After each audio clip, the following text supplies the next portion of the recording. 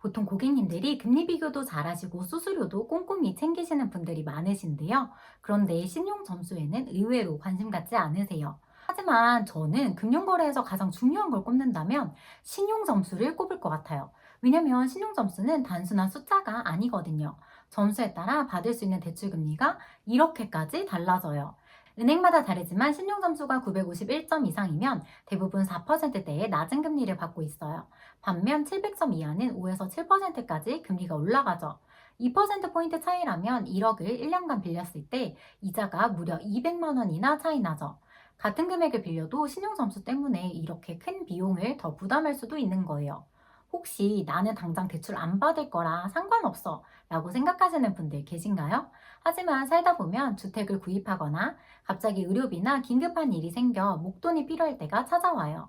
한 번쯤은 대출이 필요한 순간이 올 수 있다는 건데요.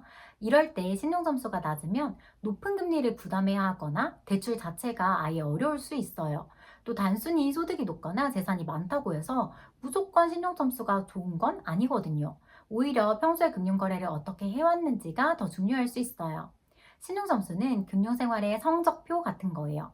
성적이 높으면 더 좋은 대학에 갈 가능성이 커지듯이 신용점수가 높으면 낮은 금리로 대출을 받거나 더 많은 한도를 받을 수 있어요. 여러분의 선택지가 넓어지는 거죠. 오늘은 여러분의 신용점수를 어떻게 확인하고 관리할 수 있는지까지 모두 알려드릴게요. 성적을 잘 받아 원하는 대학에 가는 것처럼 신용점수를 잘 관리하면 여러분의 금융생활에서 훨씬 더 많은 혜택을 받을 수 있을 거예요. 끝까지 보시면 대출을 잘 받을 수 있는 꿀팁까지 얻어갈 수 있을 거예요. 그럼 바로 시작해 보겠습니다. 안녕하세요. 은공입니다. 여러분의 신용점수는 과연 몇 점일까요? 신용점수를 확인하는 방법부터 바로 알려드릴게요. 예전에는 유료로 조회해야 되고 사이트도 따로 들어가야 돼서 되게 불편했었는데요. 요즘에는 무료로 정말 간단하게 확인할 수 있어요. 네이버 페이, 뱅크샐러드, 카카오페이, 토스 등 이런 핀테크 앱을 사용하셔도 되고요. 은행 어플이나 홈페이지에서도 조회가 가능해요. 여러분이 가장 편리하게 사용할 수 있는 곳을 골라서 조회해 보시면 되는데요. 그런데 신용 점수를 확인하면 점수가 두 개 나올 거예요. 왜냐면 코리아 크레딧 뷰와 나이스 평가 정보 두 신용평가 회사가 각각 점수를 산출하거든요. 이 두 회사의 기준이 조금 달라서 점수도 약간 다르게 나오는데요. 1에서 1000점까지 매겨지고 점수가 높을수록 좋은 거라고 보시면 돼요. 사실 더 궁금한 건 내 점수가 남들이랑 비교했을 때 어느 정도 위치인지일 거예요. 23년 말 신용 점수를 1등부터 꼴등까지 쫙 줄을 세웠을 때 딱 중간에 있는 사람의 점수가 KCB 865점, 나이스 879점이라고 보면 돼요. 참고로 이 기준은 1년에 한 번씩 업데이트돼요. 이 점수 이하면 보통 중저 신용자로 분류되는데요. 신용 점수가 조금 낮은 편이다 라고 생각하시면 돼요. 하지만 걱정하실 필요는 전혀 없고요. 신용 점수는 꾸준히 관리하면 충분히 올릴 수 있거든요. 신용 점수 분석을 누르면 항목별로 어떤 부분에서 점수를 많이 받았는지 또 비슷한 나이대 사람들과 내 점수를 비교해 볼 수 있는 그런 데이터까지 나와요. 이런 부분은 사용하는 앱에 따라 조금씩 다를 수는 있어요. 많이들 걱정하시는 부분 중 하나가 이걸 자꾸 조회하다 보면 내 신용 점수가 낮아지지 않을까인데요. 걱정하지 않으셔도 돼요. 예전에는 실제로 영향을 미치기도 했는데 지금은 개선이 돼서 전혀 영향을 미치지 않습니다. 저 같은 경우에는 자주 들어가서 조회하지는 않고 변동이 될 때 알림이 오도록 설정해놔서 그럴 때 한 번씩 조회해보는 것 같아요. 그럼 이 신용 점수라는 건 정확히 뭘까요? 이 사람이 돈을 잘 갚을 수 있을까? 라는 질문에 대한 답을 숫자로 나타낸 거라고 생각하시면 되는데요. 한번 생각해 볼게요. 처음 본 사람이 돈을 빌려달라고 하는 거랑 신뢰를 쌓은 친구가 돈을 빌려달라고 하는 것 중 누구에게 더 빌려주고 싶으신가요? 아마도 이미 신뢰가 있는 친구에게 빌려주는 게 덜 불안하겠죠? 처음 본 사람도 돈을 잘 갚을 수 있지만 정보가 없기 때문에 예측이 어렵고 불안할 수밖에 없는 거죠. 신용 점수도 마찬가지예요. 돈을 빌리고 갚은 이력 자체가 없으면 점수가 좋게 나오기 되게 어려워요. 왜냐면 여러분의 금융거래 데이터를 바탕으로 평가하기 때문이에요. 이 점수는 신용카드 대금은 잘 갚았는지, 대출은 얼마나 많이 사용하고 있는지 등 다양한 정보를 반영해서 계산돼요. 그럼 본격적으로 어떻게 신용 점수를 잘 관리할 수 있는지 얘기해 볼게요. 첫 번째는 연체예요. 제가 이미 여러 번 강조드렸었는데요. 연체를 하면 신용 점수에 즉각적으로 안 좋은 영향을 미쳐요. 그런데 사실 그것보다 더 무서운 건요. 최대 5년 동안 그 기록이 관리된다는 거예요. 그래서 연체한 돈을 다 갚더라도 빠른 시간 내에 신용 점수를 회복하기가 쉽지 않아요. 이 부분은 많이 놓치시거든요. 여러분은 꼭 챙기세요.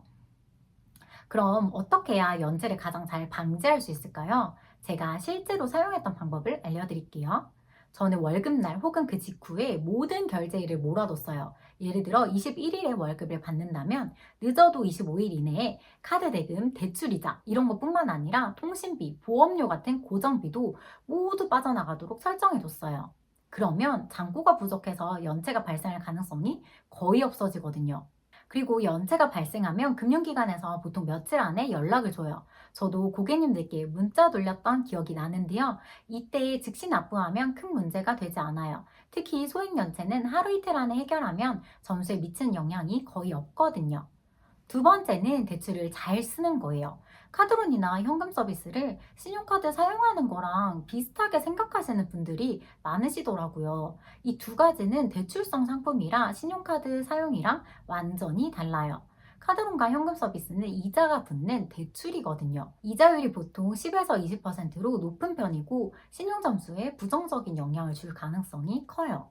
비슷한 예를 들어볼게요. 우리가 고위험 상품에 투자하면 손실 가능성도 크지만 기대 수익률도 높아지잖아요. 카드론과 현금 서비스도 비슷해요. 고객이 쉽게 대출을 받을 수 있다는 건 그만큼 금융기관 입장에서는 이 돈을 받지 못할 위험도 크다는 뜻이거든요. 그렇기 때문에 이자율이 높은 편이고 대출을 사용하는 사람의 신뢰도가 상대적으로 낮게 평가될 수 있어요.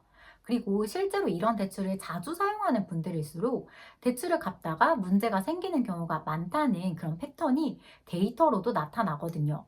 결국 위험한 대출을 많이 사용할수록 신용점수에 치명적일 수 있다는 점 기억해 두시면 좋을 것 같아요. 그렇다면 대출을 잘 쓰는 방법은 뭘까요? 먼저 1금융권 대출을 우선적으로 이용하시는 게 좋아요. 카드사, 저축은행, 지역농협보다는 신한국민 같은 시중은행이나 지방은행, 인터넷은행에서 먼저 대출을 알아보는 거죠. 요즘은 비상금 대출처럼 소액 대출을 간단하게 받을 수 있는 상품도 많이 있으니까 카드론이나 현금 서비스보다 이런 대출을 먼저 활용해 보세요. 하나 더 팁을 드리자면 신용점수가 낮은 분들께는 인터넷은행이 좋은 선택지가 될 수 있어요. 왜냐면 인터넷은행은 중저신용자에게 더 나은 조건으로 대출을 제공하기 위해 만들어진 목적도 있거든요. 그래서 실제로 금융당국도 매년 인터넷은행이 중저신용자 대출을 얼마나 공급하고 있는지 관리하고 있어요.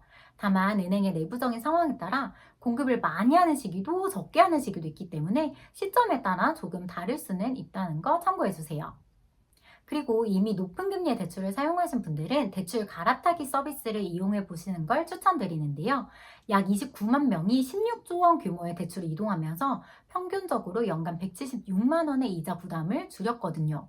이자 부담이 줄어들면 더 많은 원금을 갚을 수 있어서 신용 점수를 개선하는 데도 도움이 돼요.